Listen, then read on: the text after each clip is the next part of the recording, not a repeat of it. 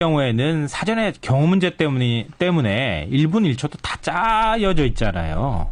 그러니까 어디 가서 누구를 만나고 어떻게 얘기하신 다음에 어디로 이동한 다음에 어떻게 하십시오라고 하는 게 다 짜여져 있어요, 사전에. 예. 그렇기 때문에 대통령이 예를 들어서 갑자기 어떤 생각이 문득 들어서 한번 움직이면 경호팀이 아주 땀을 뻘뻘 흘리면서 힘들다고 하잖아요. 예. 그렇기 때문에 그 동선 안에서 이루어지는 어떤 사진을 찍히는 행동은 일정하게 그 이전에 짜여진 동선에서 만들어진 연출된 사진이라고 볼 수 있거든요. 네. 근데 그런 측면에서 너무 부정적으로 볼 것은 아닌데 결정적으로 문제는 뭐냐면 대통령이 움직였을 때 그 사진에 공감이 있느냐 없느냐 이게 굉장히 중요하다는 겁니다. 네. 그러니까 우리가 누구랑 상대를 하거나 만나거나 뭐 할 때 그 사람과 교감을 갖는 공감을 갖느냐 없느냐는 굉장히 큰 차이가 있잖아요. 네. 사진에 있어서도 굉장히 큰 차이가 있는데요.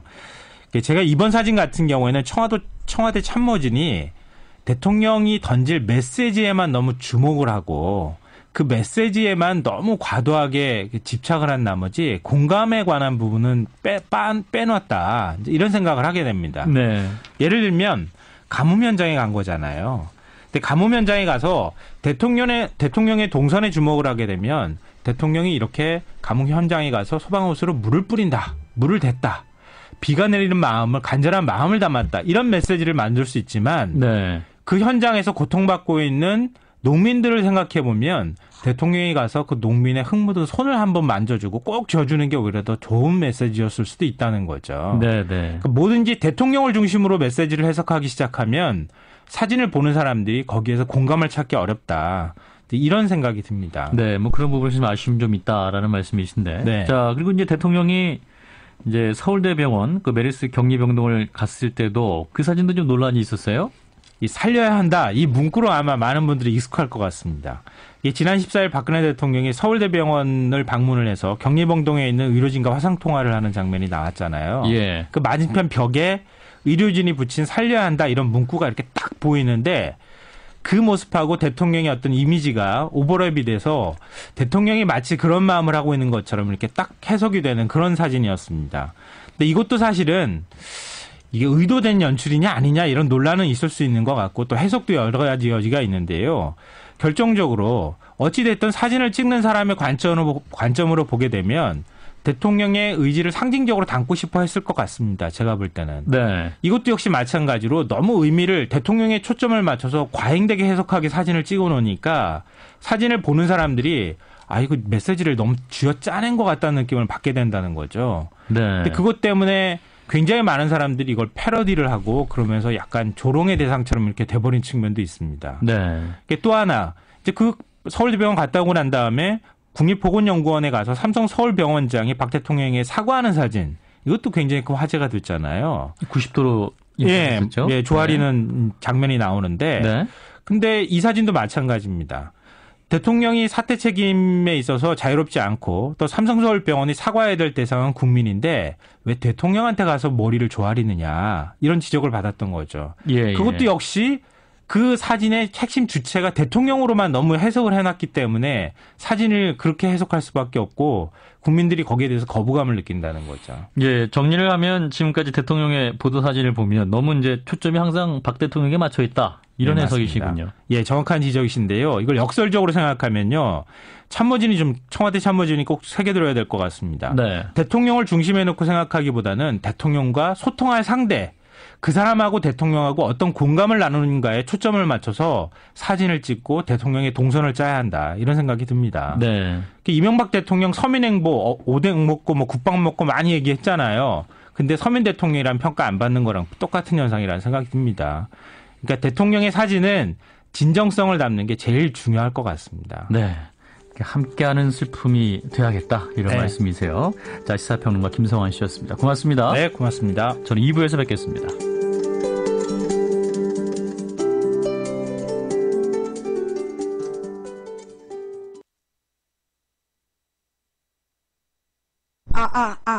예, 공감하지 못하는 이벤트, 예, 감동을 줄 수 없는 이벤트는 도리어 이미지를 악화시킨다.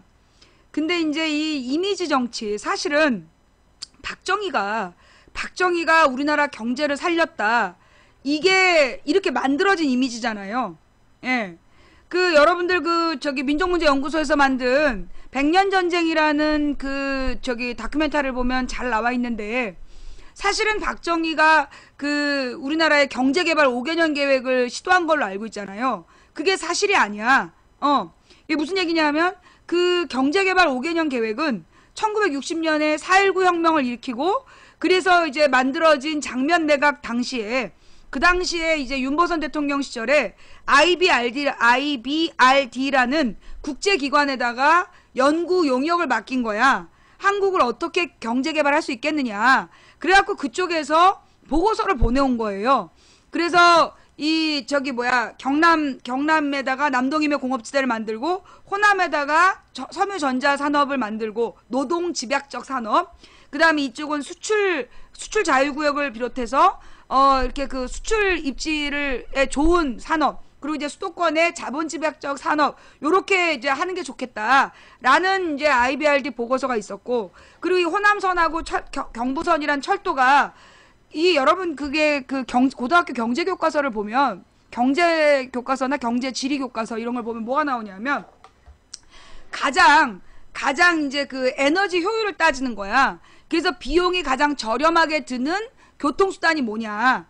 그래서 가까운 거리, 뭐 100km 이내는 자동차가 제일 싸다. 왜냐하면 이 자동차는 집 앞에서 집 앞으로 배달이 되기 때문에, 그래서 자동차가 제일 그 짧은 단거리에서는 가장 유리하다. 근데 기간이 그러니까 거리가 좀 멀어진다. 그러면 철도가 제일 경제적이야. 그리고 시간을 따지는 거는 비행기가 좋지만 비용이 워낙 비싸기 때문에 경제적이라고 할 수가 없고, 그 다음에 우리나라는 삼면이 바다잖아요. 그러니까 더 멀리 가는 건 다 이제 항만 시설을 이용한단 말이야. 근데 이제 항만 시설이나 철도 같은 경우에는 기반 시설을 만드는 비용이 많이 들기 때문에 새로 만드는 건 어렵다. 그런데 일제강점기 때 우리나라에 그 경부선 철도가 있었기 때문에, 경부선 철도, 호남선 철도가 굉장히 잘 놓여져 있기 때문에 이미 기반 시설로 훌륭하다. 그러니까 철도가 가장 경제적인 교통수단이에요. 그거 고등학교 사회시간에 배우잖아. 중학교 사회시간에 배우든가? 그래서 가장 경제적인 교통수단인 철도를 두고, 철도를 복선화해서 산업철도로 만들어내고, 산업철도로 같이 이제 쓰고, 그리고 이제 이 문제는 우리나라의 모든 철도가, 우리나라가 이렇게 긴 나라인데 길게만 되어 있으니 가로로 이렇게 갈비뼈 모양으로 횡단 도로망을 구성하면 국토가 전반적으로 균형 발전할 수 있다. 그게 이제 국제 전문가들의 조언이었죠. 근데 그걸 박정희가 그걸 개무시하고 경부선 고속도로를 놓은 거야. 그래서 그 경부선 고속도로는 김대중이 반대한 게 아니라 국제 전문가들이 조언을 한 거예요. 불필요한 중복 투자다. 그거 하나면 국토를 균형 발전시킬 수 있는데 왜 그 경부 고속도로를 굳이 놓으면서 중복 투자하느냐. 국제 전문가들이 비판했었다라는 거를 지금도 이제 뻥을 치고 있죠. 그러면서 또 이제 이게 8월 달에 김대중 대통령의 이제 선거가 다가오니까 이놈들이 요즘에 이제 김대중 대통령 관련한 허위 사실을 유포하는 게 있어. 크게 세 가지인데, 하나가 그 김대중 대통령이 경부고속도로를 반대했다. 그러면서 뭐 데모하는 사진, 그게 가짜야. 그게 경부고속도로 반대한 사진이 아니야. 그 허위 자료를 만들어서 경부고속도로를 비판했다라는 개뻥을 치는 게 하나이고요. 두 번째로가 뭐냐 하면 김대중 대통령이 독도 팔아먹었다. 그러면서 김대중 대통령이 그 독도를 일본에게 줬다. 독도 팔았다. 그런 얘기 지금 돌고 있죠. 주말에 많이 돌았어. 근데 그 사실 독도는 김대중 대통령이 판 게 아니에요. 그 독도 밀약이라고 검색을 해봐. 독도 밀약이라는 게 누가 맺은 거냐? 박정희 때 맺은 거야. 박정희 때 김종필하고 그 일본의 누구하고 둘이서 이제 협약을 맺은 거야. 비밀 협약을. 그게 독도 밀약이야. 그러면 그 독도 밀약의 내용이 뭐냐 하면 그 독도를 양 국가가 각자 자기네 섬이라고 주장한다. 그리고 각 국가는 상대방 국가에게 멘트하지 않는다. 코멘트하지 않는다. 그리고 한국이 관리하되 경찰이 관리하고 군인이 오면 안 된다. 군인을 두지 말고 경찰이 관리해야 된다. 그리고 건물을 새로 짓거나 이러면 반드시 일본의 허락을 받아야 된다. 그런 이야기들이 독도비략에 들어가 있어요. 그 다음에 이 만약에 경제구역, 배타적 경제수역을 결정할 때는 반드시 공동수역으로 한다. 요게 누가 정한 거야? 박정희 때 약속을 해준 거야. 박정희가 한일 수교를 정상화하면서 한일 수교를 다시 맺으면서 정상화라기보다는 굴욕적인 한일 외교를 하면서 그때 이제 독도를 그때 준 거예요. 공동 소유를 약속해 준 거야. 근데 그거를 공개를 안 했어. 모든 정부가. 그러다가 박정희 지나 전두환 지나 김영삼 때, 노태우 지나서 김영삼 때 이게 경제 수역에 대한 협의가 들어간 거야, 협상이. 그래가지고 이 외교팀에서 그 독도 미략이라는 것 때문에 어쩔 수 없이 공동 수역으로 하는 걸 다 얘기를 한 거야. 다 합의를 해놓고 나중에 김대중 대통령, 그러니까 얘네들 도장만 안 찍고 이 새끼들이 협상을 완료시킨 거예요. 더 이상 재론이 불가능하게 협상을 완료시켜놓고 도장만 김영삼 정부에서 안 찍고 김대중 정부에서 찍게 한 거야. 그래서 김대중 대통령이 초기에 그 내용을 전해 듣고 절대 찍어주지 마라. 그거 절대 찍어주지 마라. 이거 우리 국민에게 이건 재론이 들어가야 된다. 근데 그 당시에 그 외교팀 이 새끼들이 일본 놈들의 이 적이었던 거야. 간첩. 찍고 와버렸어. 그래서 김대중 대통령이 대노했던 사건이에요. 김대중 대통령이 그걸로 한번 열이 받았었고 노무현 대통령은 한미 FTA 때문에 열받았고 둘 다 대통령들의 요구를 무시한 채 일본의 이익에 우선한 독도 경제수역, 그 다음에 미국의 이익을 우선한 한미 FTA. 그래서 김대중 노무현 대통령이 분노했었던 두 가지. 그래서 김대중 대통령에 대한 두 번째 거짓말이 김대중이 독도 팔아먹었다. 요것도 교회 조직에서 조직적으로 돌려. 참 부끄러운 일이에요.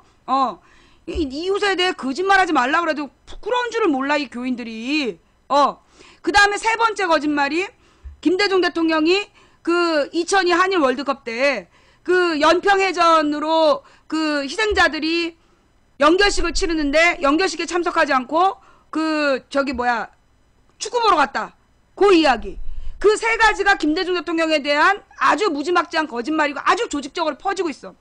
그러면 그 당시의 상황이 뭐였느냐 하면 그 당시의 상황은 그 박정희가 만든 전례였대요. 박정희 때 만든 전례가 뭐냐면 한 해 동안 여러분 아시죠? 한 해 동안 수백 명의 장병이 죽어요. 여러 가지 이유로 사고로 죽기도 하고, 사고로 죽기도 하고 뭐 자살을 하기도 하고. 근데 이 자살이라는 게 상당히 많이 원인 불명이면 전부 다 자살 처리를 하고 그랬었잖아. 이게 의문사도 되게 많단 말이야. 그런데 이런 장병들이 죽었을 때마다 대통령이 다 참여할 수가 없다. 그래서 박정희가 그 일반 사병의 장례식에 참여하지 않았다는 거예요. 그러면서 전통을 만든 거야. 대통령은 사병의 죽음에 참석하지 않는다. 그래가지고 김대중 대통령 때 연평해전이 있었어. 그래서 이제 그 연평해전도 미리 그게 있어요. 하나는 서해교전이야. 그러니까 김대중 대통령 때 그 이 연평도 앞바다에서 대전이 두 번 있었어요.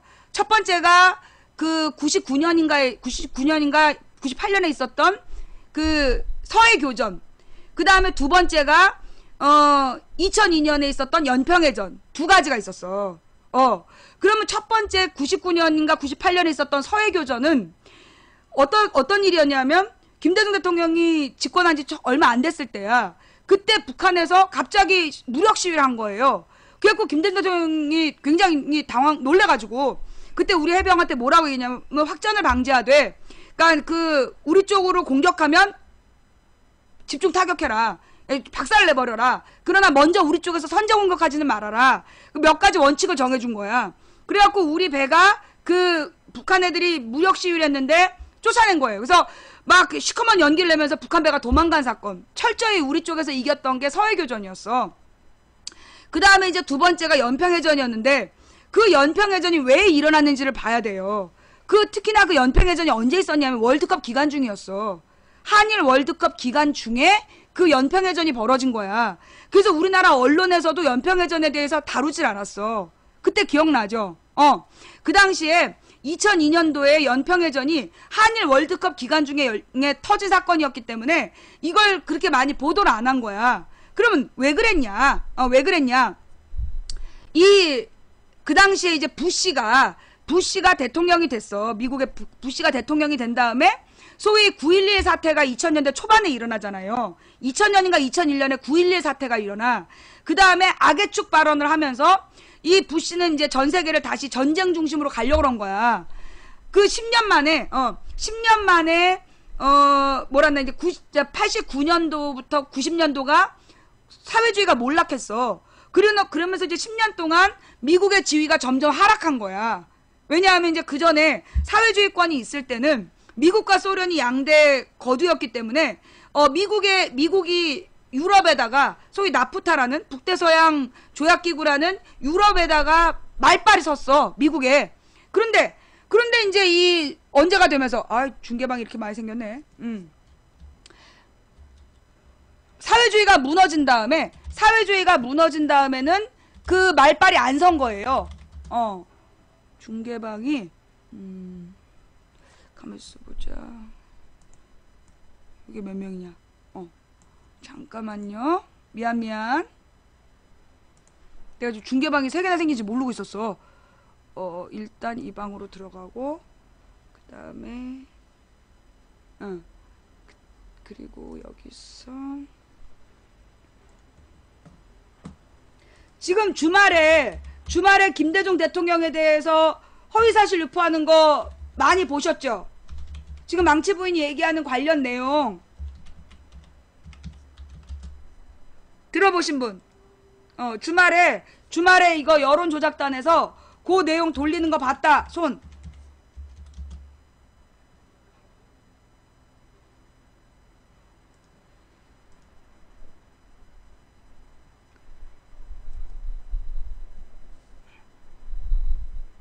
그치? 이제 작업을 들어간 거야. 그러니까 이게 지금 6.25를 앞두고 내가 뭐라 했어? 이번 주에 그 사상전을 벌일 거다. 이 공안몰이를 할 거라고 그랬잖아요. 그러면서 얘네들이 김대중 대통령에 대한 허위사실을 조직적으로 유포시킨 거야. 근데 이게 이미 이게 오래된 거예요. 내가 2007년, 8년에 이걸 2009년이지. 2009년부터 내가 이걸 다 밝혀낸 건데 다시 이제 그 새 팀이 들어왔나 봐. 새로운 팀이 들어와가지고 지금 이제 그걸 또 이제 막 퍼뜨리고 있는 거야. 그래가지고 이제 그 박정희, 전두환, 노태우가 군인 출신 대통령이었잖아. 육사 출신 대통령이 총 몇 년을 해먹었냐면 박정희가 18년, 그 다음에 전두환이 8년, 노태우가 5년. 그러면 18년, 13년 해갖고 30년이 넘게 군부 통치였어. 군부 독재 시절에는 사병의 죽음에 대통령이 안 가는 게 원칙이었다는 거야. 그래서 국방부에서 그 군의 사기 문제다. 왜? 어느 부대에 사병이 죽으면 대통령이 가고 어느 부대에서 죽으면 안 가고 그러면 안 된다는 거야. 그래가지고 대통령은 사병의 죽음에 참석하지 않는다라는 게 그 군부대의 전통이었는데 김영삼이 얘가 대통령이 된 다음에 제일 먼저 한 일이 뭐냐면 당황스러운가 봐요, 우리 여원들.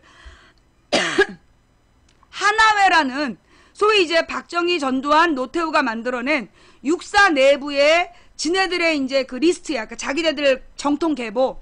그 군부 독재 계보를 타파하는 게 김영삼의 목적이었어. 그래서 군사 제도를 개편하고 우리나라 군제를 개혁하겠다라고 이 김영삼이 목표를 세운 거야. 그래갖고 김영삼이 처음으로 그 대통령은 사병의 죽음에 참석하지 않는다라는 전통을 깨고 막 사병의 죽음에 참석을 했던 거야. 근데 한 번 가보니까 1년에 몇백 명이 죽는 거야. 5년이면 500-600명이 죽는 거야. 500-600명. 한 해 최소 160명 이상이 죽기 때문에 임기 내내 그 3일에 한 번은 가야 돼. 그래갖고 김영삼도 한 번인가 두 번 가고 안 갔다 그러더라고. 사병의 죽음에. 그래서 이제 군부대의 사병의 자존심 때문에 일반 사병의 죽음에 대통령이 아예 처음부터 오지 마라. 그게 원칙이었대. 그래갖고 이제 그 연평해전이 이제 벌어지게 된 배경이 연평해전 벌어지게 된 얘기했지. 연평해전이 벌어지게 된 배경은 2001년도에 9.11 아까 얘기한 그 1990년도에 그 사회주의가 무너져. 그리고 난 다음에 소위 이제 북대서양 조약기구라는 나토, NATO 그 북대서양 조약기구에서 미국의 지위가 점점 떨어지는 거야. 그리고 원래 G7 소위 선진국, 선진 7개 나라가 나토라는 그 군사 조직을 만들어서 공산주의하고 맞대결하고 있었단 말이야. 그때는 미국이 주장하면 거길 다 따라가 줬었어. 그런데, 자, 그 쓸데없는 얘기 하지 말고 집중해서 들으세요. 이 G7과 나토가, 그, 1950년대부터 냉전 체제에서 미국의 지휘 아래 일사불란하게 같이 움직였단 말이야. 근데 소련이 무너졌어. 소련, 중국, 동독이 사회주의를 포기하게 된 거야. 그렇게 되자 어떤 일이 발생했느냐? G7에서 미국이 야, 뭐 이렇게 하자. 안 듣는 거야. 야, 왜 네가 계속 얘기해? 유럽에서, 서유럽이나 이런 데에서, 서유럽에서 네가 뭔데 네가 계속 주도하려고 그래. 이제 소련 없어. 그래갖고 이제 미국이 당황한 거야. 10년 만에 미국의 지위가 흔들려 버렸어. 그때 마침 2001년에 그 9.11 사태가 터지는 거야. 그러면서 이 부시가 악의 축이라고, 그래서 이라크하고 북한하고 시리아인가? 이 세 개 나라가 악의 축이다. 테러 지원 국가다. 그러면서 이 나라들에 대해서 경제 봉쇄를 들어가는 거야. 그 경제 봉쇄를 2001년부터 2002년까지 계속 주고 있었어. 그리고 이제 김영삼 때 우리나라에서 이 처음으로 비핵화 협상이 시작이 되고, 근데 이제 김영삼 때 우리나라에서 북한을 가장 많이 지원을 해줘. 우리나라만 아니라 전 세계에서 북한에다가 지원을 해서 경제협력하고 두만강 개발사업, 그런 얘기 들어봤지? 두만강 개발사업 이런 걸 하면서 북한의 경제 지원을 계속 해왔는데, 부시가 나타나가지고 그걸 방해를 한 거야. 이 북한에 대한 경제 지원을 방해하고 경제 봉쇄를 내리니까, 북한에서 그 김영삼 때 계속 그 우리 문제를 어떻게 할 거냐. 그래서 김영삼하고 북한하고 계속 대화를 하고 있었던 거야. 그 김영삼이 왜 그 1994년도 8월 15일에 김일성, 김영삼이 남북 정상회담을 하기로 했었다고. 그런데 7월 말에 이 김일성이가 심장마비가 돼가지고 죽어버리는 바람에 그 남북 정상회담이 실패로 돌아가. 그러면서도 김영삼 때 계속 남북 간에 그 토론을 하고 있었던 거야. 대화가 있었단 말이지. 그 중에 가장 문제가 뭐냐면 NLL 문제였어. NLL이 뭐냐면 그 한국전쟁 말에 미군이, 그러니까 그 육지의 휴전선은 정확히 그었어. 육지의 휴전선은 그었는데 바다에 대해서 확정을 못 지은 거야. 그러니까 이제 그 남북의 휴전회담에서 육지의 휴전선은 그었는데 해상 휴전선이 그어지지 않고 서해 5도는 남쪽의 섬, 나머지 부속도선은 북한 섬, 이렇게 정해버린 거야. 그래갖고 정확한 바다의 해안선 정해지질 않았어. 그래가지고 이제 그 주한미군 장교가 그냥 이제 여기까지를 이 선까지 이게 연평도 위쪽으로 그어주면서 여기가 북방 한계선이야. 무슨 선이냐? 남쪽의 배가 절대 이 선을 넘어갈 수 없어.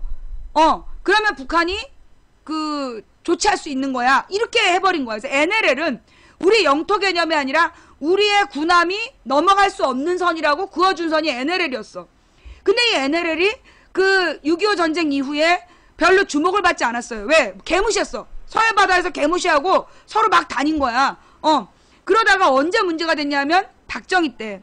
박정희가 1972년도에 7.4 남북 공동선언이라는 걸 해요.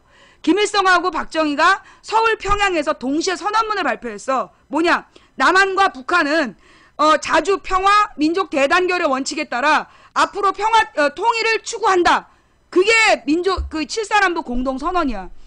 거기서 문제가 터진 거야. 왜? 그 전에 북한은 북괴라고 불렀어. 이승만 시절에는 북괴, 계례도당이라고 부르면서 북한하고 대화할 수 있는 대상이 아니야. 그냥 한반도가 우리 건데 그 우리의 땅에 들어와 있는 깡패 괴뢰 정부다. 이렇게 이승만은 지칭을 했는데 박정희가 그 남북 공동선언을 하면서 북한이라고 불러준 거야. 그렇게 되자 북한에서 제일 먼저 요구한 게 뭐냐면 야, NLL 문제. 이게 NLL이 그 국제법상 북한의 영해를 침범한 거야. 국제법상 영해는 뭐냐? 해안선이 그 썰물 때 해안선에서 12해리를 영해라고 치는데 그 안에 연평도가 들어가 있는 거야. 그래서 국제법상 그 NLL이 북한의 영해를 침공하니 이게 문제가 된다. 아이고, 시간이 벌써 4시예요?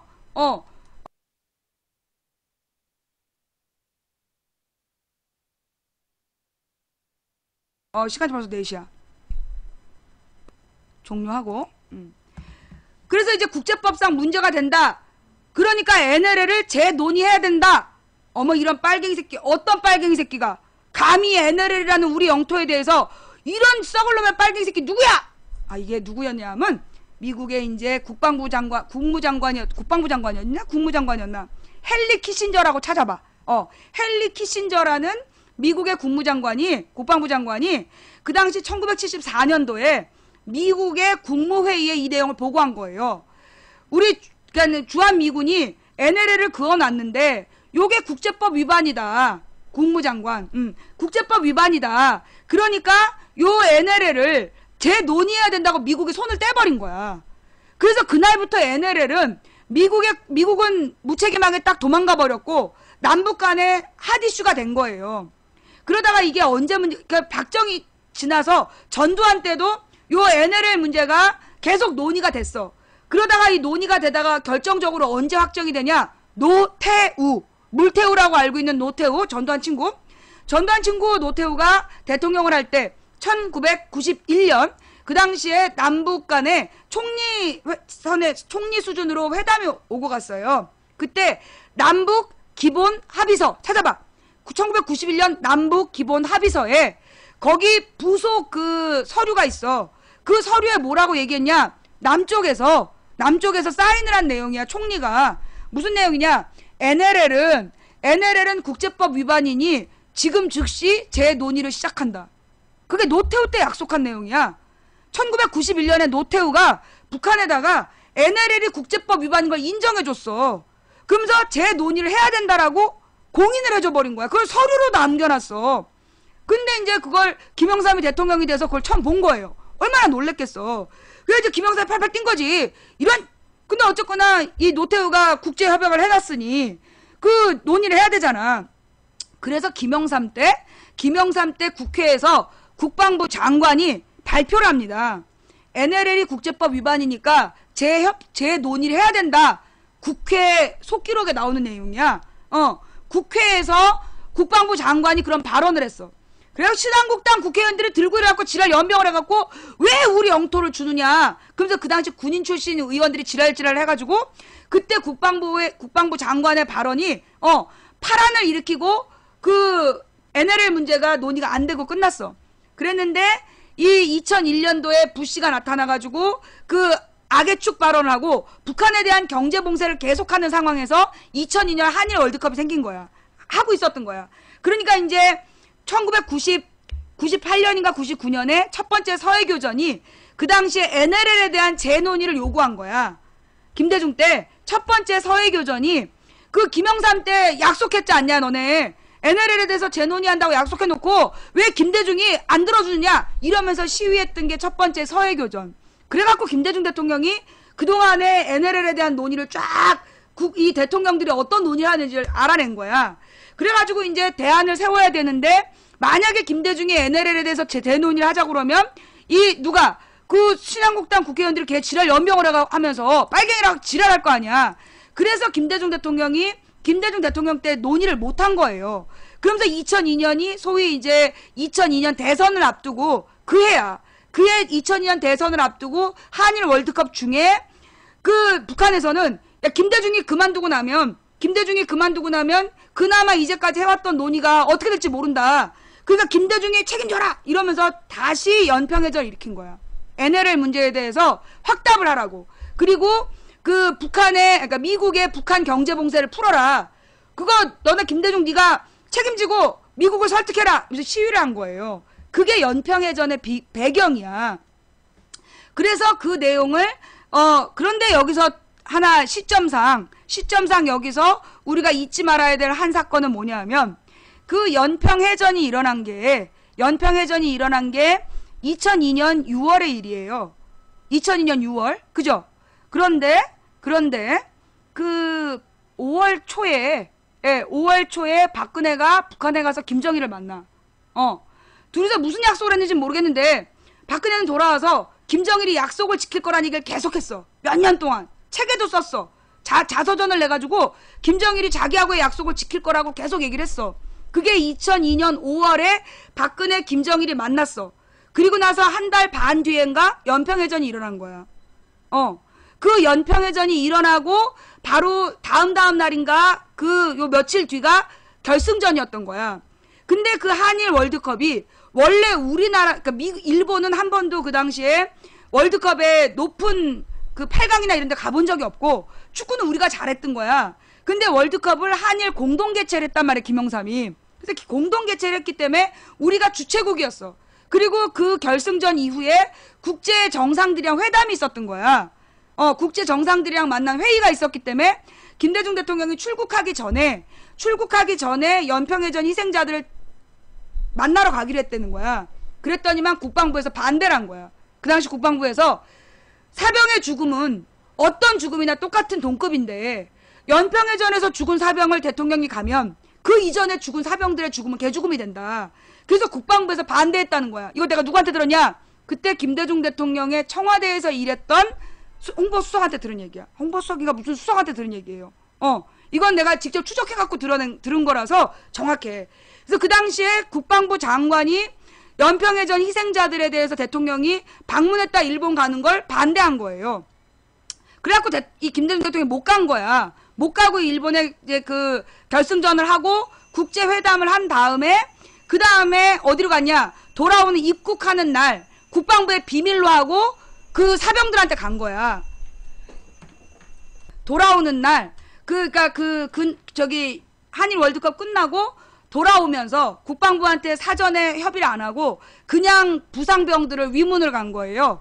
그리고 이제 위문을 가서 그 부상병들을 돌본 게 사료로 남아있는 거야. 그것도 국방부는 반대했다는 거야. 왜? 모든 사병의 죽음은 똑같다. 근데 왜 누구는 그 대통령이 직접 가고 누구는 안 가고 그러면 실제로 누구에게 사병들에게는 그게 마음에 상처가 된다. 요게 국방부의 주장이었다는 걸 우리 몰랐어요. 예. 자, 그래서 한 해 동안 죽는 사병은 굉장히 많다. 그러니 대통령이 모든 사병의 죽음에 가면 업무를 못 본다. 이게 국방부의 전통이었다는 거. 그런데도 이 새끼들이 그거를 계속해서 뭐라고 주장했냐면 김대중이 연평해전의 희생자의 그 연결식에 참석 안 하고 한일 월드컵 축구 보러 갔다. 그렇게 떠들었던 거야. 언제부터 떠들었냐면 그렇게 2008년부터 떠들었어.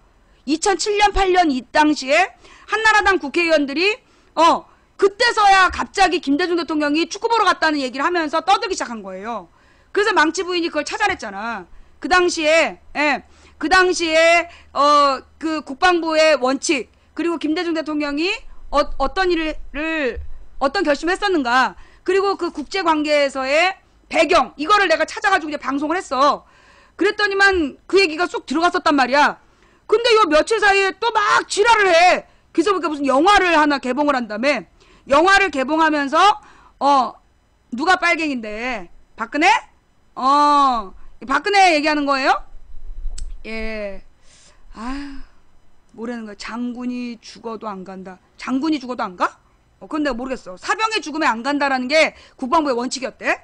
좌우지간 그래가지고 김대중 대통령이 연평해전 희생자의 연결식에 안 가고 축구 보러 갔다. 이 개소리를 계속 했던 거야. 그게 2006년 7년 그러다가 이제 8년에 나한테 잡혔지 그 얘기가. 그래가지고 내가 그 얘기를 2008년에 내가 그걸 본격적으로 잡아가지고 그 당시에도 6월달이었나 그랬었던 것 같은데 그때 내가 직접 그 청와대에서 일했던 사람한테 알아낸 거야. 그래갖고 이제 그 이야기를 했더니 그 다음부터 한동안 줄어들었다고. 자 다시 한번 얘기합니다.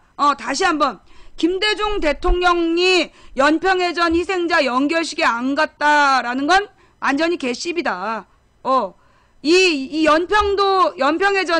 연평해전뿐만이 아니라 원래 그 사병의 죽음에 대통령이 참석하지 않는다는 게 국방부의 전통이었다. 그래서 그 사병에 면회 가는 것도 국방부는 반대했지만 대통령이 몰래 갔었던 거다. 그런데 그걸 의도적이고 악의적으로 독도 팔아먹었다도 거짓말, 경부고속도로 반대했다도 거짓말, 연평해전에 희생자 연결식에 참여 안 하고 축구 보러 갔다도 거짓말. 이게 아주 조직적으로 그러면서 얘네들이 김대중 대통령이 독도를 팔아먹었다고 2006년부터 계속 지랄 떤 거야. 속상했구나. 나한테 막 시발년 이렇게 욕하는 거 보니까 우리 요원이 많이 속상했구나. 아유, 자, 네 마음 이해해? 얼마나 약 올리겠어. 예, 그게 왜 전통이냐? 그만큼 군대에서 군인이 많이 죽는다는 거예요. 예, 그만큼 우리 군에서 죽는 사병이 많다는 거야. 사고로 죽고 훈련하다 죽고. 우리 조카 부대에서도 지금 군인이 여러 명 죽었어 벌써. 한 해 동안에 부대 하나에서 그렇게 많이 죽는데 전국에서 얼마나 많이 죽겠어. 그러니 그걸 일일이 대통령이 다 갈 수가 없었다는 거지. 그게 군 의문사 문제하고도 연결되는 거야. 그 군 의문사 문제는 병사? 그래요. 하여튼 군 의문사 문제는 김광진 의원한테 가서 물어봐. 비밀이야? 어쨌거나 김대중 대통령에 대해서 지금 조직적인 허위사실이 유포돼. 그러면서 또 무슨 일이 있었냐면 2009년이야. 2009년에 김대중 대통령의 상중이었어. 장례를 치르고 있는데 그때 어떤 무슨 듣보잡 변호사가 나타나가지고 김대중 대통령의 장례가 끝나면 김대중 대통령 고소하겠다는 거야. 자기가 미국의 헤리티지 재단, 미국의 공화당의 싱크탱크야. 미국의 공화당 싱크탱크인 헤리티지 재단에서 낸 보고서를 자기가 받았다. 그리고 그 헤리티지 재단에서 자기한테 관련 자료를 보내주기로 했다. 근데 그 헤리티지 재단의 연구원들이 밝혀낸 바에 의하면 그 김대중 대통령과 노무현 정부에서 김대중 대통령 때라고 그때 얘기했지. 엄청나게 많은 돈이 북한으로 넘어갔고 그래서 그 근거들을 자기한테 보내주기로 했다. 그러면서 기자회견을 했어. 듣보잡 신문에다가. 그거를 이 요원들이 막 퍼돌린 거야. 막 블로그를 통해서 막 퍼돌린 거야. 그래서 내가 또 일 찾아냈잖아. 그 헤리티지 재단의 그 보고서라는 내용 한번 찾아봐라. 그래가지고 그 당시에 존스 홉킨스 그 정치연구소에 가 있던 후배한테 원문을 찾아보라 그랬어. 그 헤리티지 재단의 그것도 이제 그 홈페이지에서 찾아낸 거야. 근데 그걸 딱 찾아갖고 내가 모르잖아. 그러니까 그 내용을 동시 통역하는 친구한테 보냈어. 그래서 요 내용을 해설해달라. 그러니까 해석해달라. 그랬더니만 거기 딱 나와. 그 가운데 그 헤리티지 재단에서 올렸다라는 그 우리 2009년 여름에 8월 달에 가보면 우리 게시판에 나와. 헤리티지 재단에서 올렸다라는 그 게시물 가운데 본 글은 그 기고 글로써 헤리티지 재단의 공식 입장과 무관합니다. 라고 공지문이 붙어 있고 그 다음에 이 글을 쓴 사람들에 대해서 그 소개를 하는데 보면 이 사람들 헤리티지 재단의 공식 연구원이 아니야. 공식 연구원이 아닌 사람들의 그냥 기고문이고 인터넷 홈페이지에 올린 그냥 기고문일 뿐인데 이걸로 개뻥을 친 거야. 그러니까 이제 이게 얘네들은 지네들이 그렇게 뻥을 치면 옛날에는 다 이제 속아 넘어가니까 사람들이 이제 속아 넘어가니까 장난을 친 거지. 근데 내가 그렇게 찾아낼 거라고 몰랐던 거야. 그래가지고 내가 그 본문을 내가 그 동시 통역하는 친구한테 다 들었어. 그래놓고 본문을 딱 올린 거야 인터넷에. 이거 해석 좀 해달라. 일부러.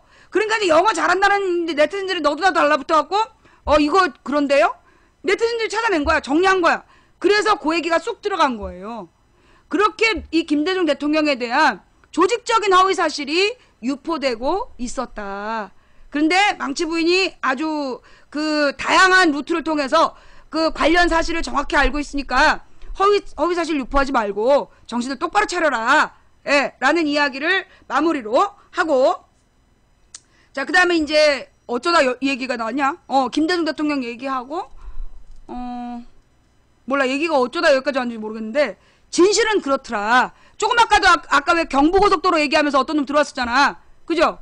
아까도 어떤 놈이 경부고속도로 김대중이 반대했다. 그러면서 들어와가지고 막 쓰고 있었잖아요. 그래서 얘기가 여기까지 온 거야. 오늘 중요하지 않은 얘기인데 그래도 혹시 또 그런 얘기가 나오면 내가 다시 얘기해 줄 수 있어. 내가 사실은 아프리카 방송하면서 나도 그전엔 몰랐던 내용들을 이놈들이 막 공격을 해. 막 공격을 하면 내가 그들의 주장에 대해서 나도 열린 마음으로 그러니? 내가 몰라서 그래. 한번 자료 갖고 와봐. 그러고 보다 보면 밝혀지는 많은 진실들이 있었다라는 거. 그러면서 그 김대중 대통령 때 그 저기 뭐야 그럼 김대중 노무현 대통령 그 아까 그 헤리티지 재단의 글은 기고 내용은 또 뭐냐 하면 그게 더 웃겨. 그 기고문의 주제가 김대중 노무현이 아니었어. 그 기고문의 내용이 뭐였냐 하면 헤리티지 재단의 기고문의 내용은 그러니까 북한에 대한 미국의 경제 지원을 끊어야 된다는 주장이야. 그러니까 두만강 개발 사업을 비롯해서 전 세계에서 북한에다가 계속해서 돈을 투입하고 있는데 그 돈이 어디로 갈지 모른다.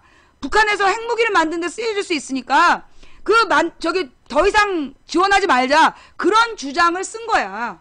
그러면서 김대중 노무현 정부에 대해서 딱 한 줄 나와. 한 줄이 나오는데 그 내용이 뭐였냐면 김대중 노무현 때 북한으로 넘어간 돈은 7조 원이었다. 8조 원인가 7조 원이라고 나와. 그래가지고 그걸 딱 보자. 봐라! 그래도 7, 8조 원이 넘어갔지 않냐? 하면서 국민의 피 같은 열쇠를 넘겼다가 또 개뻥을 친 거야. 근데 내가 또 찾아냈잖아. 김대중 노무현 때 넘어간 돈의 출처. 그랬더니만 그 도라산 철도 만들고 개성공단을 짓는 비용, 그 다음에 금강산 호텔 짓는 비용, 그 다음에 실제로 넘어간 많은 돈은 금강산 관광객들이 낸 돈이야. 금강산 관광객들이 관광하는 돈으로 냈던 돈, 그 다음에 개성공단의 노동자들에게 임금 준 돈, 그 돈이야. 그래서 그게 정부의 혈세는 한 푼도 들어간 게 없어. 그 철도 만드는 것만. 이게 김대중 대통령이 얘기했던 게 뭐예요? 아시아 하이웨이와 그 다음에 이제 이 유로 철도로 연결시키겠다. 그래서 우리나라의 철도가 북한을 통과해서 러시아와 중국을 연결하는 철도를 놓겠다. 그게 김대중 대통령의 야망이었잖아. 꿈. 그러니까 이제 그 도라산 철도를 만드는 거, 그것도 노무현 대통령 때 만들었어. 도라산 철도는 노무현 대통령 때 개통이 된다고. 김대중 대통령 때 그것도 못했지. 금강산 관광 개발하고 도라산 철도 이런 게 전부 다 노무현 대통령 때 비로소 만들어지는 거야. 그러면서 김대중 대통령이 한 일은 뭐였냐면 육자회담이라는 거를 만들어낸 거야. 육자회담이 뭐냐? 그 이전에는 중국과 러시아, 미국과 일본이 한반도의 평화를 지들 멋대로 막 갖고 대립을 했어. 근데 김대중 대통령 때 육자회담을 제안하고 그 남과 북이 주도하면서 중국과 러시아를 끌어들이고 미국과 일본을 끌어들여서 우리나라 주변 국가 6나라가 한반도의 비핵화, 한반도의 핵무기를 없애고 평화협정을 실현하는 그런 회담을 하자. 그걸 김대중 대통령이 제안했고 그게 실제로 많이 열렸던 게 노무현 대통령 때야.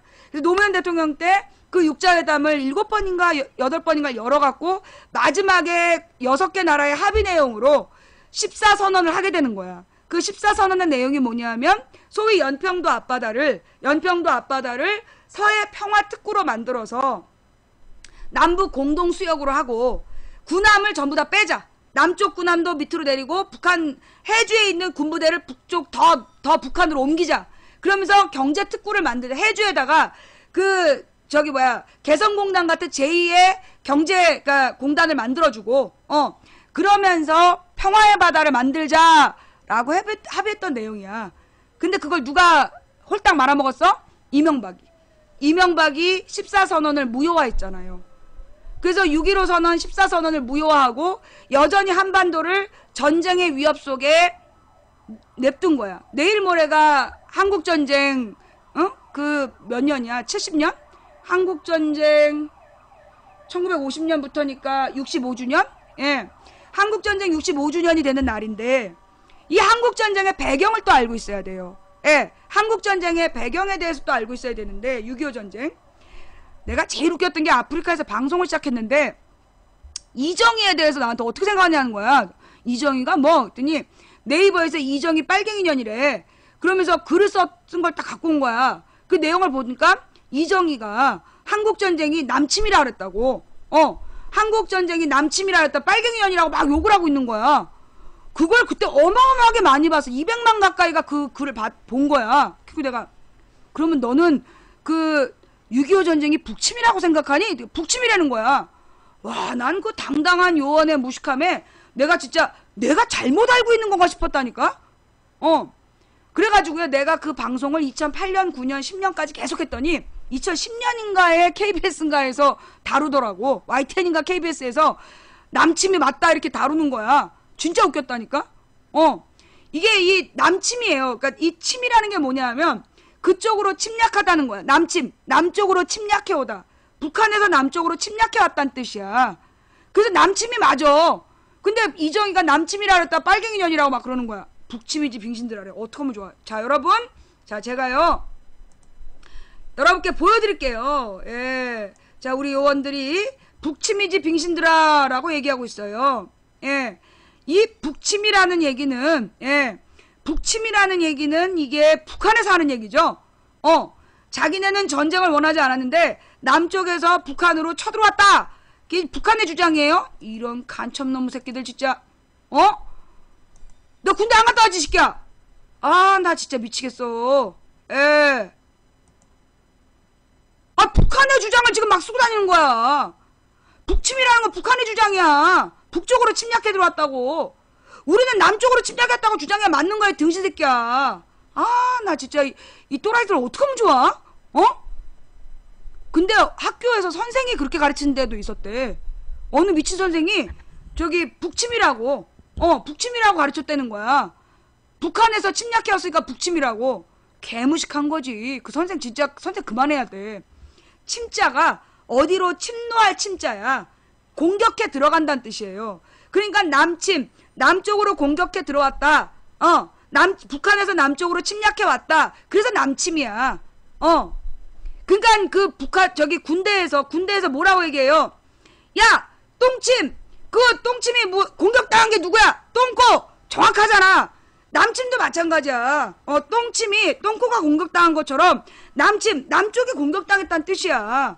이 군대 갔다 오면 다 그렇게 얘기한다는데, 깨끗하지? 정리가 완벽하잖아. 그지? 똥침, 그 똥코가 공격당했잖아. 그 침자가 그런 뜻이라고. 남쪽이 공격당한 거야. 그런 뜻이에요. 그걸 몰라. 이거 내가 군대 간 애들한테 들은 거야. 군대에서 이렇게 설명한다고.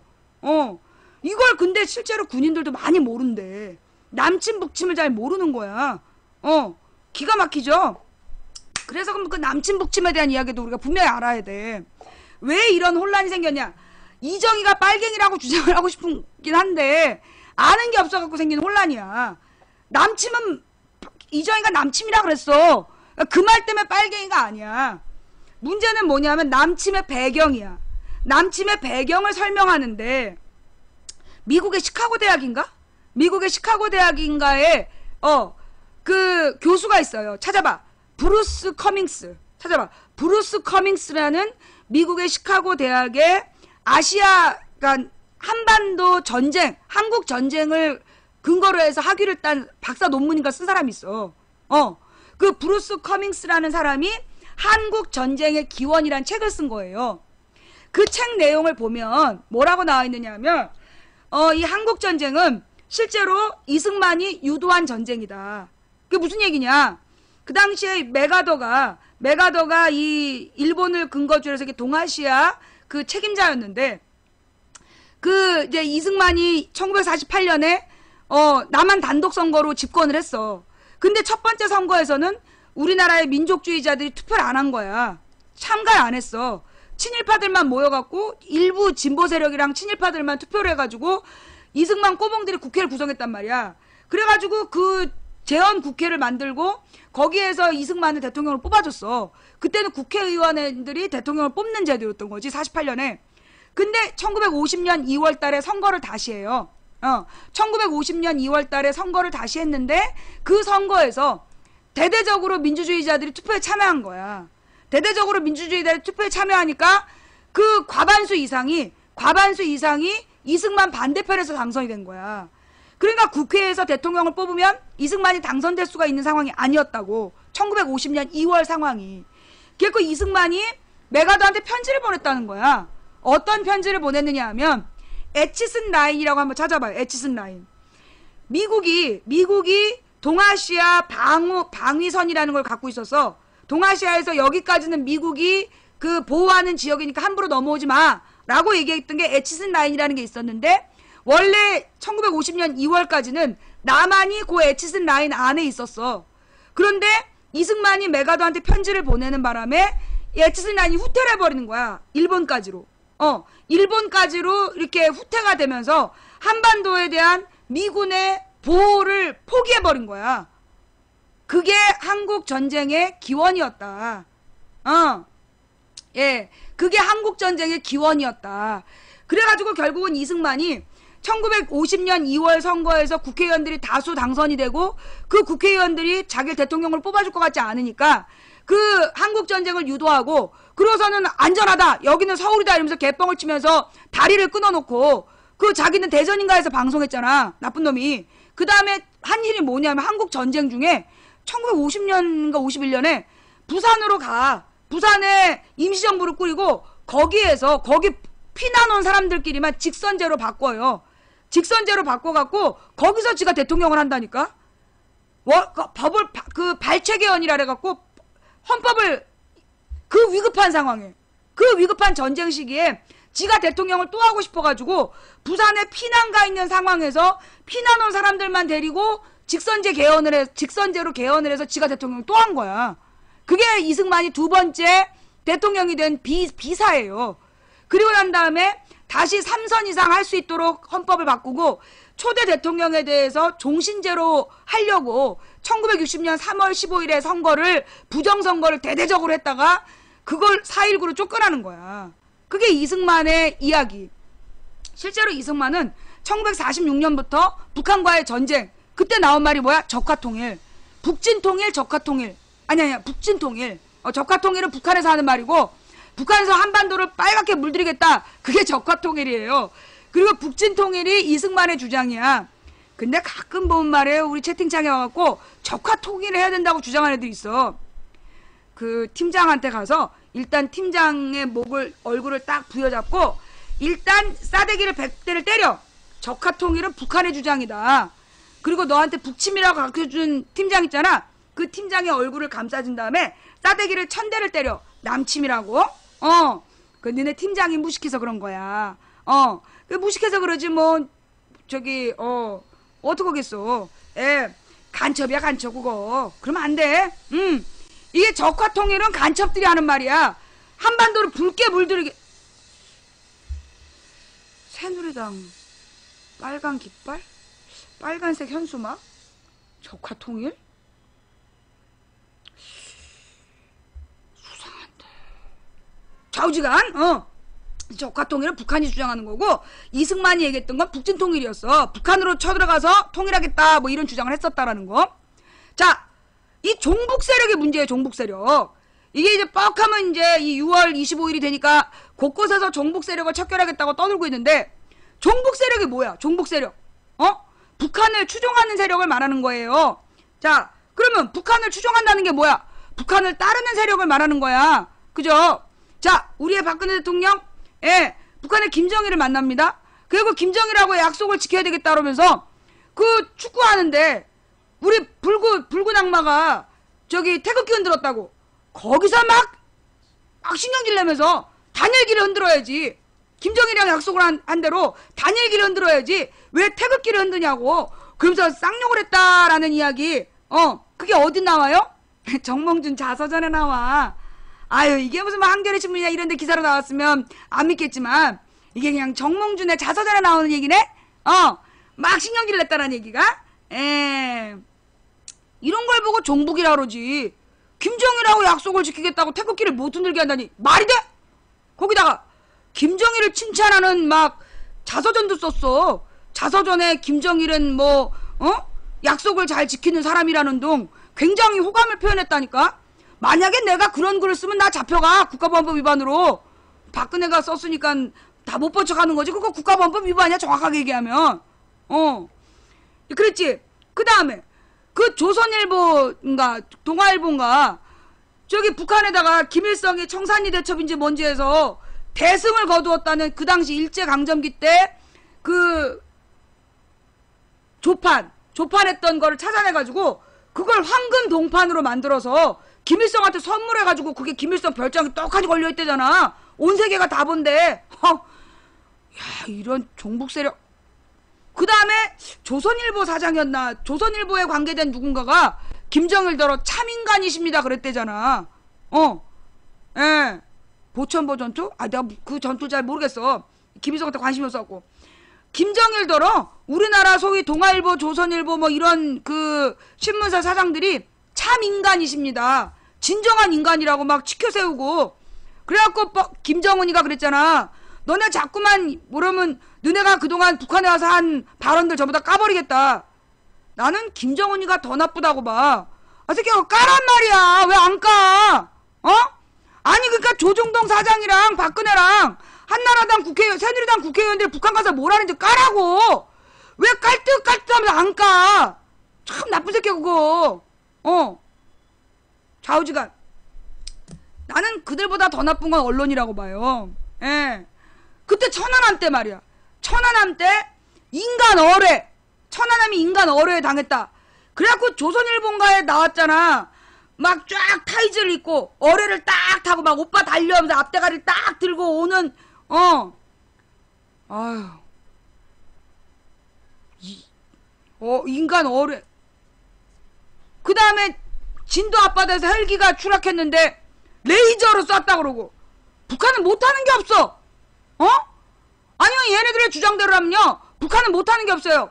그 다음에 왜 2013년에 그거 있었잖아. 왜 그 저기 비행기 뭐 이렇게 비행기가 저기 청와대 위를 통과했다 그러면서 막 그 청와대가 찍혔던 사진이라면서 막 공개를 했어. 근데 그걸 또 그 학자들이 또 찾아냈잖아. 그게 뭐 저기 뭐 인공 뭐지 레이더에 안 잡히는 낮은 높이로 날면서 찍었기 때문에 무인기 사건. 이 무인기가 낮게 날면서 청와대를 통과했다면 난리가 났는데 그 낮게 나는 각도가 아니라며. 몇 킬로 상공에서 찍은 거라며. 그래갖고 그렇게 높이 날면 레이더에 찍혀야 되는데 왜 레이더에서 못 잡았냐? 대꾸가 없어. 그래갖고 제가 무인기 그 무인기도 그 누가 잡아? 그 군인이 발견한 거 아니야. 다 등산객이 발견했지. 등산객이 발견해서 갖다 주고 그드마 그 세 번째 무인기가 언론에서 먼저 세 번째 무인기가 발견됐다가 난리가 났는데 보니까 그게 화장실 문짝이었잖아. 망신 개망신 2013년에 아유 그냥 뭐 그러더니만 북한산 무인기로 온 나라가 떠들썩했어. 그러자 우리나라 국방부에서 우리도 무인기 있다 그러면서 보여줬어. 그 국가 기밀인데. 우리 남한에서도 무인기 있다 그러면서 국가 기밀을 공개했잖아. 봉숭아 청와대. 야당더러 봉숭아학당이라는데 그 청와대가 봉숭아학당이야. 아 미치지 않은 다음에야 우리나라 무인기를 그걸 왜 보여주냐고. 하여간 뭐 그랬더라 하는 얘기지. 자, 6월은 호국 보훈의 달입니다. 그리고 이 한국 전쟁에 대한 공포팔이 공포팔이를 통해서 우리 어르신들은 망치부인 방송을 모를 것이다. 자기네들이 종편에서 드립답 떠들어대면서 한국 전쟁의 영웅들 이렇게 그 추억을 팔면 자기네들이 여전히 어르신들을 속여넘길 수 있다라고 보는데 우리 어르신들이 그 작년도 유병헌 사건 이후로 작년 유병헌 사건 이후로 종편을 상당히 안 믿으셔. 하루 종일 틀어놓긴 하시는데 틀어놓고 믿는 게 아니라 막 이렇게 이런 표정으로 봐. 그 다음에 밤에 손석희 뉴스를 꼬박 보면서 표정이 달라. 내가 이제 상가를 쭉 돌면 그 나이 드신 분들이 종편을 틀어놓고 이러고 보고 있어. 근데 밤에 저녁 때 손석희 뉴스 할 때 가서 보면 이러고 보고 있어. 표정이 달라. 자 이제 어르신들을 속여먹을 수 있다라는 헛된 꿈을 버리세요. 뭐 박근혜가 꾸고 종편이 꾸면 현실될 것 같죠? 그 옛날 얘기예요. 이제 안 통합니다. 예, 우리나라에서 가장 경쟁력 있는 언론인은 손석희 선생이에요. 예, 꿈 깨셔. 어이가 없어갖고 아무거나 따라해. 아무거나. 이제 뭐 박근혜가 가는 길은 갈만한 길이라서 가는 게 아니라 가야 할 길이라서 간다 그러겠어. 내가 맨날 하는 말 거의 벌써 2개나 따라하고 말이야. 아이 내가. 자 그러면서 이제 오늘 우리가 꼭 놓치지 말아야 될 이야기가 또 있죠. 예, 뭐냐? 그 메르스 공포를 팔아서 총리가 된 그 황교안 총리가 공포 정치로 화답하는 건가?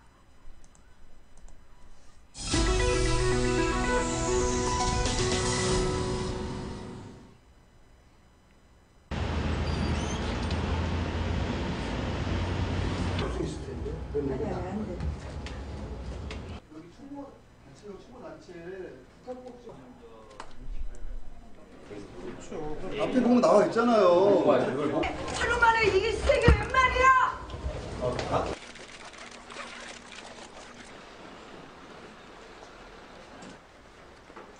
세월호 집회를 불법 집회로 규정하고 집시법 위반이라고 그러면서 지금 4.16 연대 사무실을 압수수색하고 있는 장면입니다. 우리 어머니 아버지들이 사용하고 있는 컴퓨터와 책상을 다 털렸습니다. 우리 유가족들은 영장이 필요 없어요. 이야기하면 다 내줄 테니까.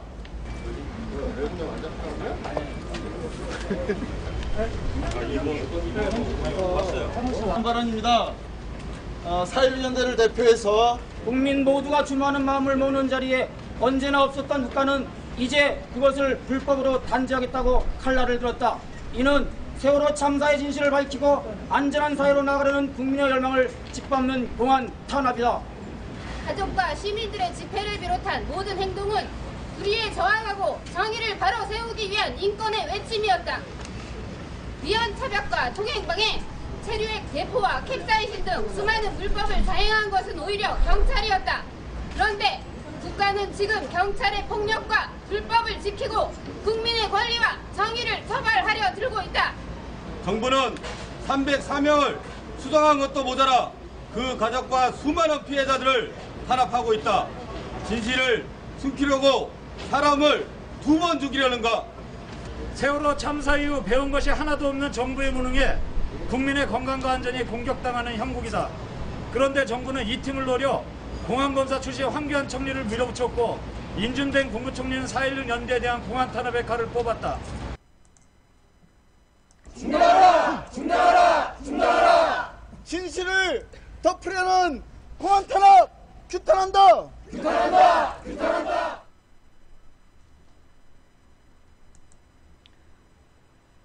그러니까 일단 정부가 이제까지 했던 방식은 뭐냐? 우선은 쇼로 어떻게 해보려고 그런다. 근데 쇼가 안 먹히면 그 다음에 쟤 빨갱이다! 혹은 불법 집회했다! 라고 덮어씌운다. 지난 4월 16일부터 18일까지 그 집회가 있었어요. 근데 4월 16일에 경찰이 차벽을 세운 거야. 근데 그 차벽은 이미 헌법재판소에서 위헌 판정을 받은 거였어요. 그런데 정부에서 그 4월 16일에 행사에 참여한 사람들이 광화문에 가서 국화꽃을 놓겠다고 했는데 차벽으로 가로막고 못 가게 한 거야. 그래갖고 그날 밤에 늦게까지 시민들이 집에도 못 가고 꽃 한 송이 놓으려고 시위를 했던 건데 그걸 지금 불법 시위라고. 예. 그러면서요. 그때 내가 이제 그 4월 18일 집회가 걱정이 됐어. 왜였냐 하면 이 정부에서 뭔가 이렇게 폭력을 유도하고 있다. 폭력 시위를 유도하고 있다는 느낌을 받은 거야. 뭐냐 하면 그때 4월 18일 날 그 대대적으로 시민들이 모여서 또 집회를 하기로 했는데 그날 낮에 12시인가에 그 유민이 아빠를 막 질질 끌고 막 연행을 하고 그 유가족들을 고립시켜가지고 유가족들을 고립시켜놓고 막 그 누구나 분노할 만한 막 그 애기 엄마들이 자식을 잃은 엄마들이 차 바닥에 들어가가지고 막 매달려서 외치고 그래야 되는 상황이 막 그 엄마들 막 연행을 해간 거야. 그래서 이거 사고 나겠구나 싶었어. 그러면서 내가 이제 그 폭력 시위를 누군가 유도한다. 그리고 그 폭력 시위를 유도하는 것은 그러니까 누군가 먼저 이제 시위대 안에서 막 경찰을 먼저 선제 공격을 해. 그러면 경찰들이 그 사람들에 대한 핑계를 담아서 경찰 특공대로 바꿔가지고 무고한 시민들을 연행한다. 그러니 혹시 앞을 가로막거든 무리하게 두드리거나 물리력을 행사하지 말고 연좌해서 노래를 불러라. 그 얘기를 했단 말이야. 그래갖고 어떤 일이 발생했냐면 그 4월 18일인가 18일이지? 4월 18일날 집회를 하는데 어떤 사람들이 그 광화문에 있는 막 빨랫줄을 잔디밭에 들어가지 말라고 그 묶어놓은 끈을 막 풀고 있더라는 거야.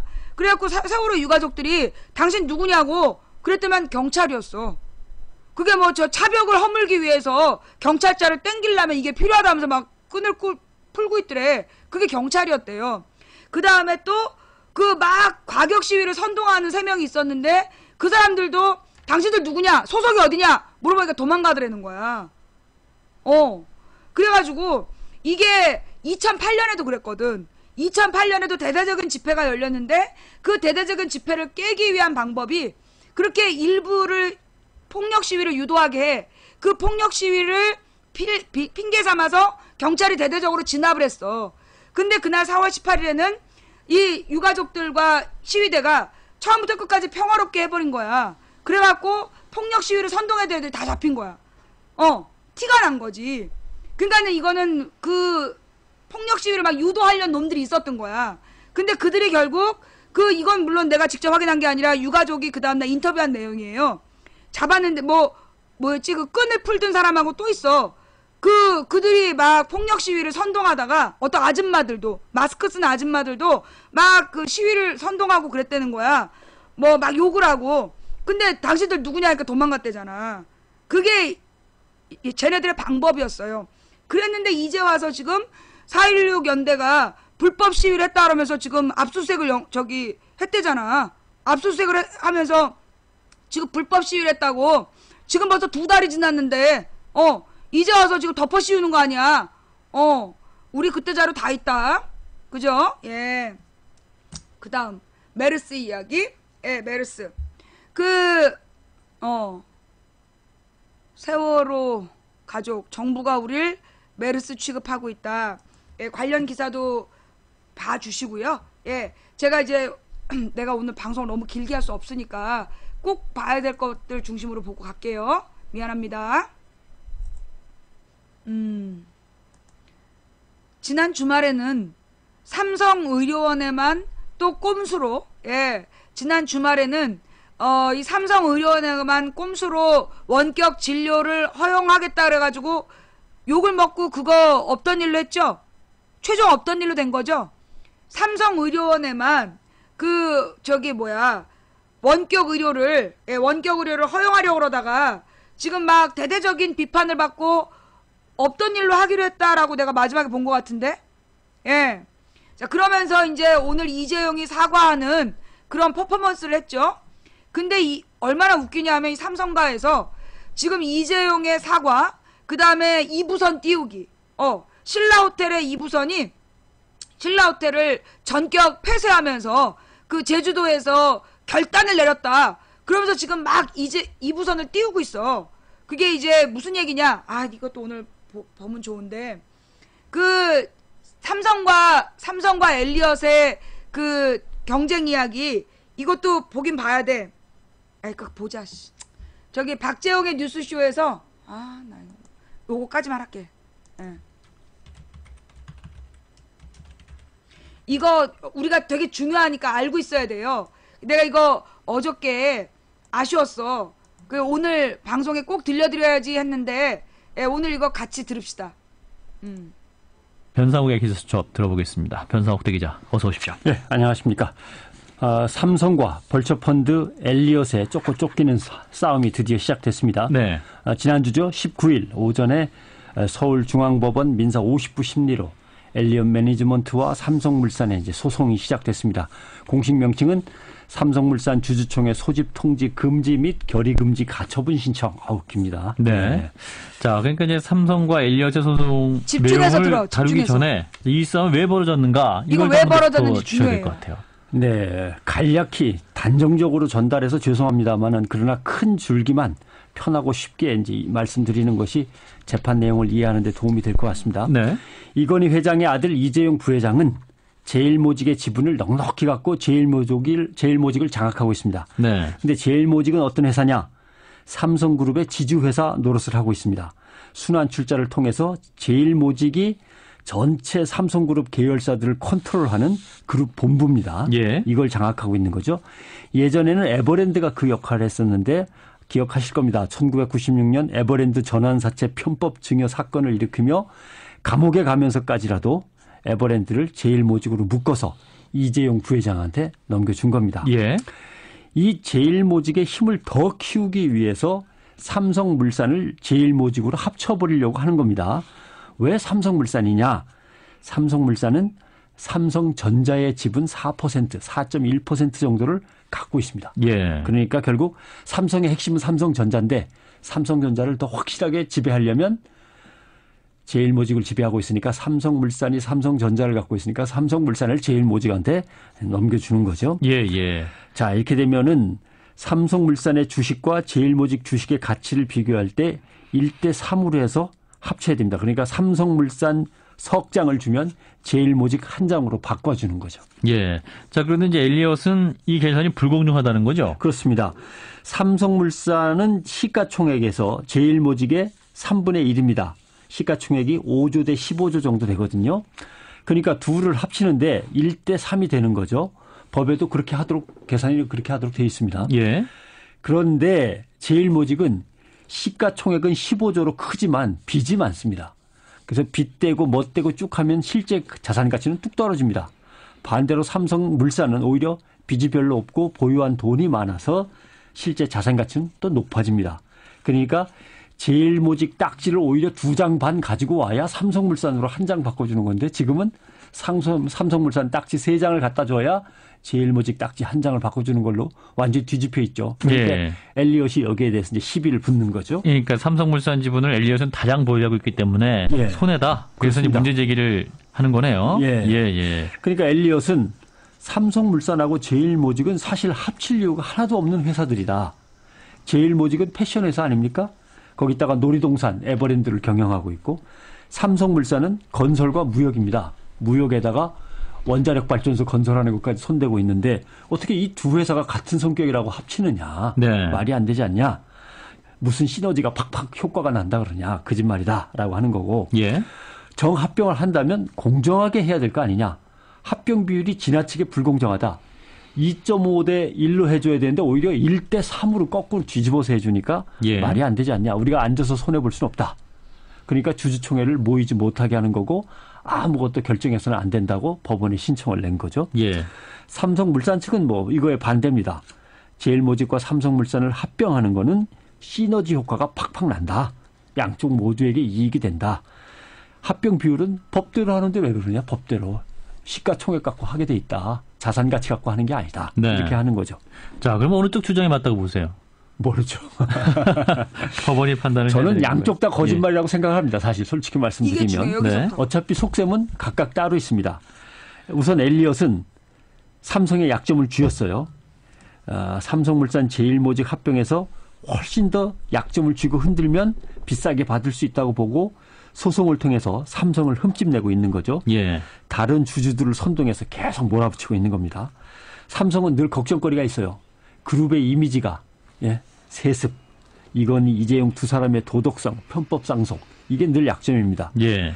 엘리엇은 이걸 소송으로 물고 늘어지면서 삼성의 상처에다가 소금을 뿌리면서 삼성이 어쩔 수 없이 굴복하려고 지금 굴복하도록 밀고 가는 거죠. 예.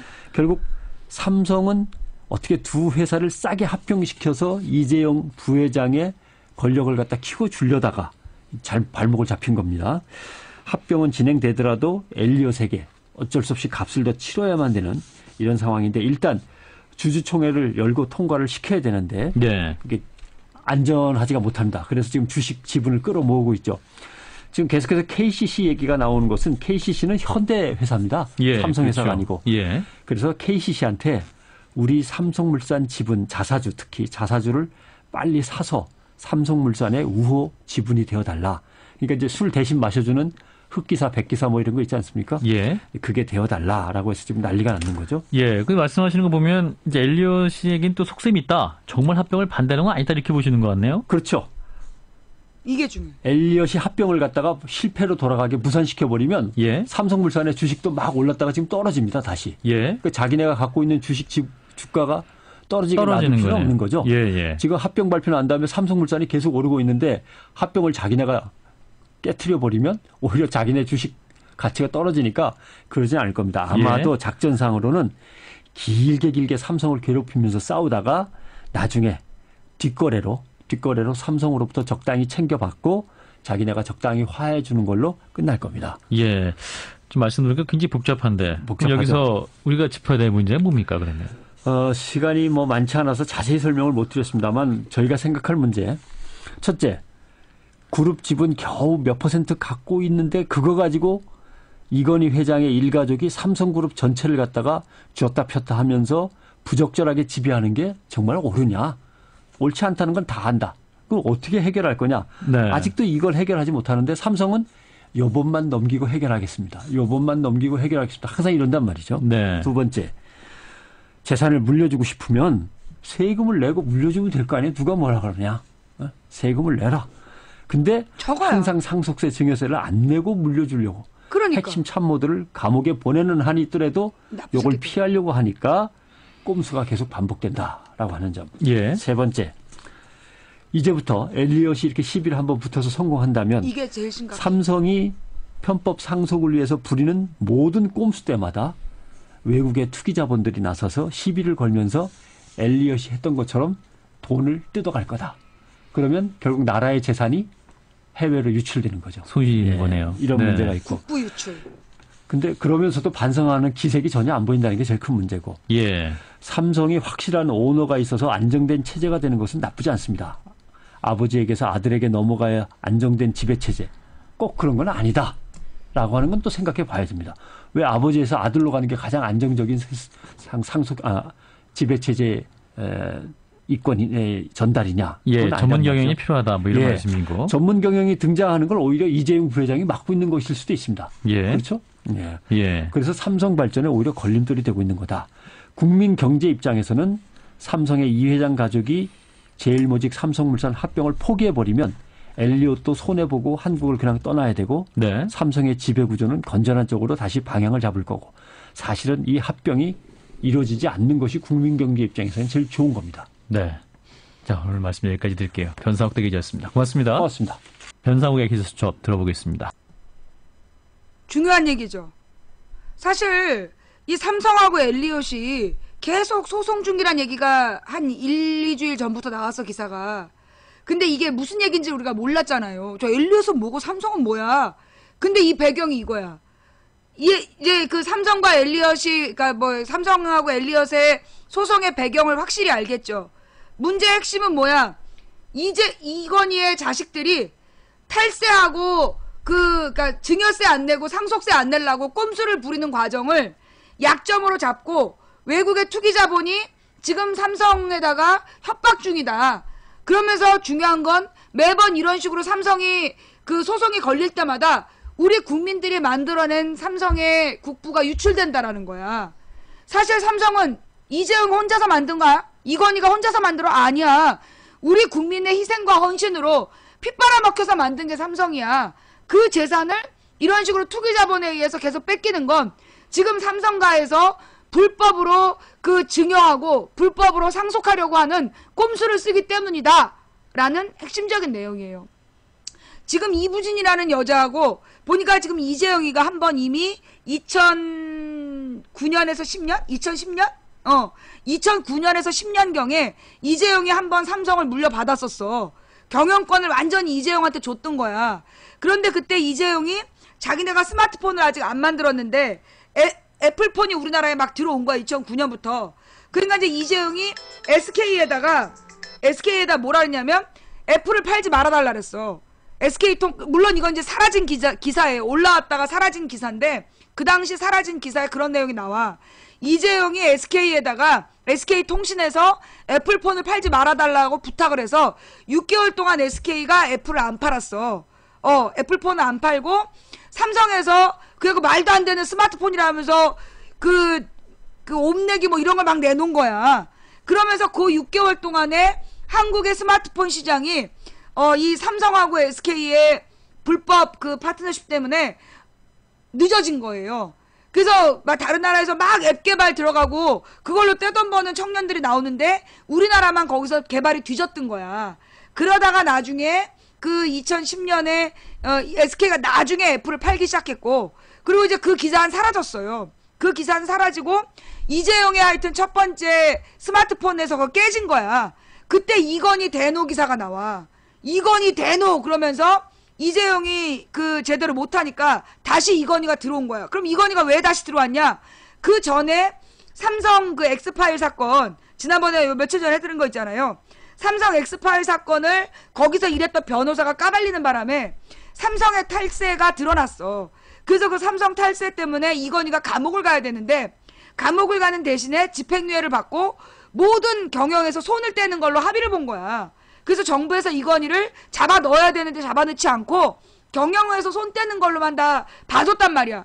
그런데 이재용이가 스마트폰 전쟁에서 그 실수를 하는 바람에 이건희가 다시 들어온 거야. 들어왔고 다시 삼성전자에 그 경영권을 이건희가 쥐고 지금까지 오다가 이건희가 이제 사고가 난 거잖아. 지금 이제 뇌사 상태에 빠졌다는 거 아니야.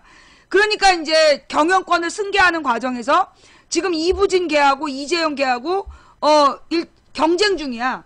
그래서 이부진계가 계속 언론을 통해서 이부진을 띄우고 있고, 그리고 이제 이재용은 이재용대로 그 삼성가의 장남으로서의 권한을 다 먹으려고 그러고 있고, 그 이제 삼성가에서 이재용을 시켜서 대국민 사과를 한 거 아니야. 이재용을 시켜갖고 대국민 사과를 하고, 그러면서 이제 그 이재용을 띄우는 거죠. 그러니까 지금 삼성은 메르스 이 위기를 이용해서 지금 경영 2세들, 경영 3세들을 지금 띄우고 있는 거야. 이 삼성가의 문제는 뭐냐 하면, 그래, 그들이 갖고 있는 주식 지분, 그건 세습할 수 있어요. 전 세계에 주식 지분은 세습할 수 있습니다. 그건 문제가 되지 않아요. 문제는 뭐냐? 경영권을 세습하는 거야. 이 삼성에서 경영권을 세습하는데 경영할 수 있는 능력이 있느냐? 없다고. 능력이 없음에도 불구하고 기어이 경영권을 3대 세습을 하려고 하기 때문에 지금 우리나라 재벌들이 국제사회에서 경쟁력이 떨어지는 거예요.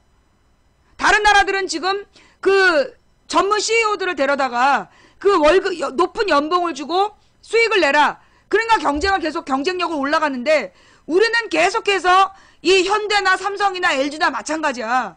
이런 사람들이 계속 3대 세습을 고집하면서 재벌 자식들에게 경영권을 물려주려고 하기 때문에 온갖 탈세를 하면서 편법 탈세를 하면서 경영권을 자꾸만 세습하려고 하기 때문에 우리나라의 대기업이 경쟁력이 떨어지고 있는 거라고.